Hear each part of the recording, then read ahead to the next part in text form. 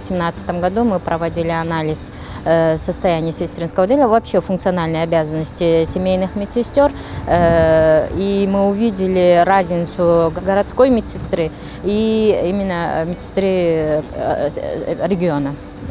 И там мы увидели, где вот нету врача, медсестры больше занимаются, больше выявляют. Она самостоятельно проводит, ведет этих пациентов, ведет неинфекционное заболевание, беременность, детей до 5 лет, назначает самостоятельно фолио для профилактических целей, лекарственные средства, да, они вот самостоятельно вот это все делают. На основании этого анализа мы разработали и утвердили функции медсестры.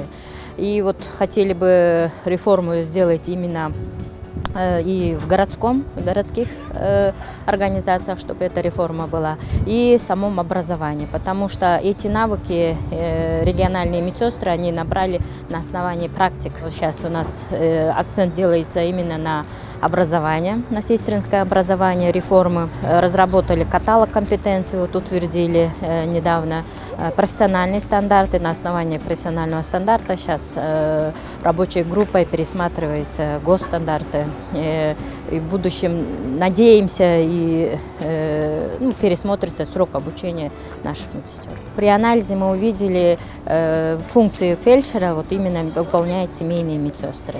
В основном медсестры, да, поэтому мы хотели бы поднять уровень медсестер до уровня фельдшера, чтобы срок обучения, как уровня фельдшера, чтобы знание было как фельдшер.